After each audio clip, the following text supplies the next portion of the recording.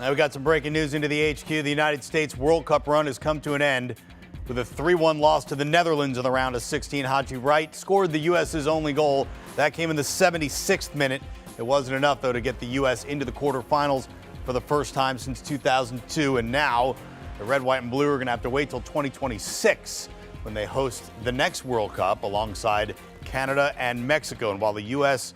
had the lion's share of possession in this game, the Orange were dangerous on the counter, and back post defending turned into a big issue for the United States. 3-1, they fall to the Netherlands in the round of 16 at the World Cup. And for more, we take you out to Qatar, where we are joined by our own Grant Wahl. Grant, you watched this game with your own two eyes, right up close and personal. What are your first impressions of what you saw in the last 90 plus?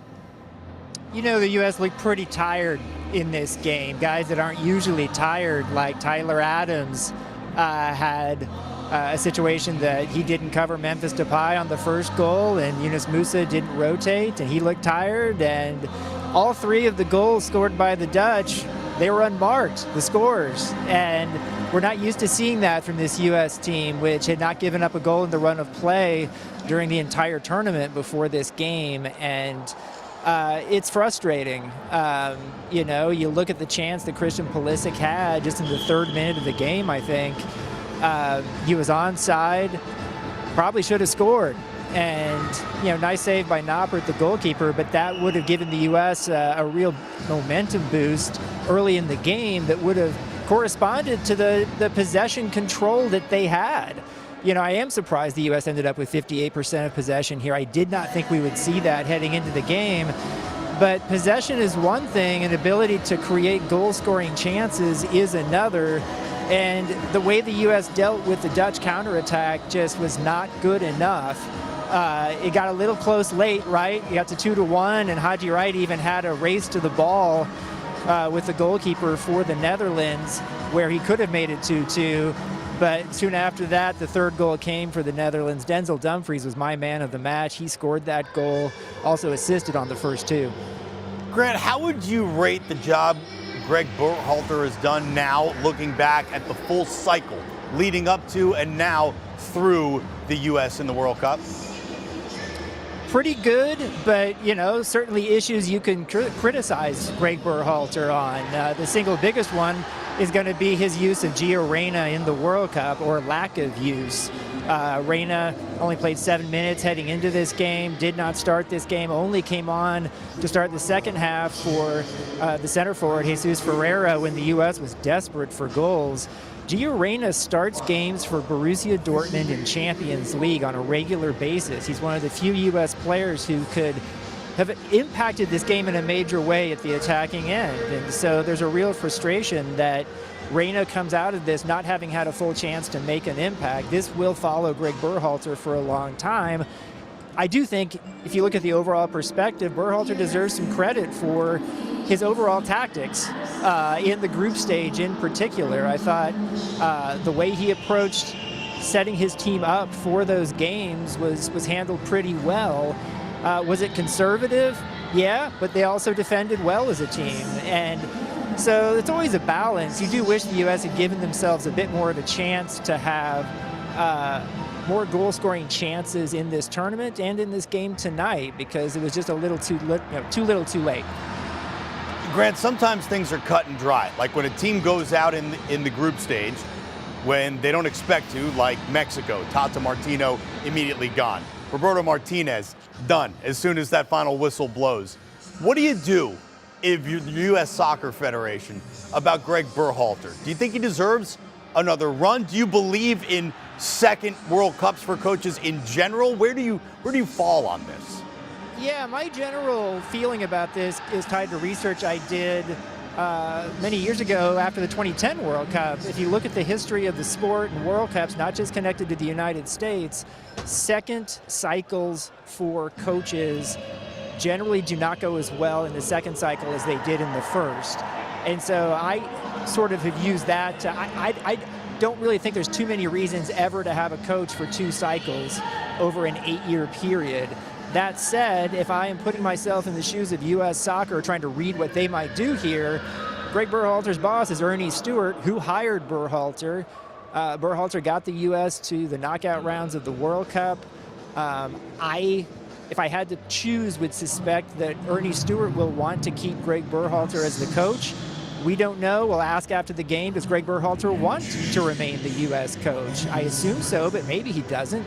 And then will there be any influence from the U.S. Soccer Board of Directors or the president so that this isn't just a decision by Ernie Stewart, because the U.S. is hosting the World Cup in 26. You want to get the decision right. The U.S. did some good things at this World Cup, got a lot of excitement going in the United States. So I don't want to make this a black and white situation. It's very much a gray area, but if I had to choose, I suspect that U.S. Soccer will retain Greg Berhalter. Look, this was the second youngest team at this World Cup. You take Tim Ream out of that equation, and you're talking about the youngest team in the World Cup. A lot of people, especially here in the U.S., have been looking forward to 2026 as if 2022 was somehow a warm-up, which I always sort of rejected flat out to begin with. But looking forward, who raised their stock on this team the most, maybe in the world's eyes, who can now fetch a big transfer number or at least looks better on the world stage than they did coming in? You know, he didn't have a great game tonight, but Tyler Adams, I think, is a guy who has really stood out for the U.S. as the best player for the U.S. during the first 3 games of this tournament. Just covers so much ground in the central midfield. Still just 23 years old. He was the youngest captain at this tournament. True leader. And he has you excited about this U.S. team heading forward, and is a big reason why there's so much good chemistry inside the team. They don't turn on each other. There aren't cliques. And Adams keeps all of that together. So I do think Tyler Adams will be somebody who people talk about as a guy who could move to a bigger club, you know, whether it's January or next summer. There's going to be interest because he's showing well in the Premier League with Leeds United. You know, even a guy like a Yunus Musa, I think, will attract attention. I did think he was tired today and didn't have one of his best games, but I think he's been good during this tournament. Just turned 20 years old and is going to get attention from bigger clubs too. You know, the moment that's going to stay with me, I think, from this World Cup, watching from all the way over here in the United States, honestly didn't happen during a game with the U.S. team. It happened in a press conference, and that was Tyler Adams' response to Iranian state TV questioning him. What is your lasting impression from being there watching this U.S. team?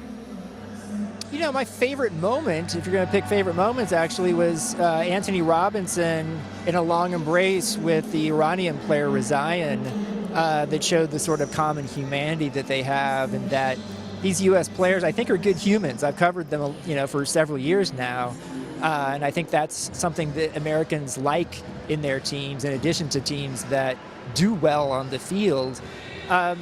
You know, I think, you know, when I talk to international journalists who don't watch the U.S. play all the time, they generally have been impressed with how the U.S. has looked in this World Cup, at least in the group stage. They haven't looked naive, kind of like they did tonight, actually, and approached playing England really smartly. And everyone sees the potential that is there. And I think if you can add a number 9, there's a lot of countries that don't have a number 9 that's very effective right now. Germany's right at the top of that list, but the U.S. has to find a good center forward for this level in the next 4 years, and I think they can do that. And they need to find some more depth, but you know, so that when you bring on subs, you're not having a major drop-off in quality. But I think that's going to happen. I think the U.S. is moving in the right direction, and so the lasting impression for me becomes, I think we're going to look at this World Cup as a stepping stone in the end to 26, with most of the players from this group getting even better in the years to come. You know, it just dawned on me, actually, if you go by some of the comments from his counterparts, Greg Berhalter's stock might be up in the world stage after this as well. He got a lot of praise from other coaches within this event. Grant Wahl joining us live from Qatar. Unfortunately, the U.S. goes out 3-1, but the World Cup continues, so we all win in that sense. Grant, great talking to you. Continue your tremendous coverage from Qatar. Thanks so much, Russ. So the U.S. didn't lose a game in the group stage. In fact, they only let in 1 goal from the run of play.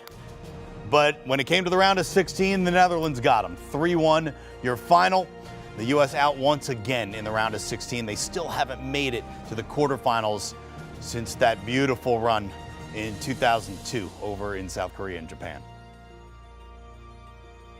Do you want a sports network that delivers everything that matters about the game? The highlights, the picks, the instant analysis, no yelling, no fake debates, no politics. Hit the subscribe button and never miss a moment.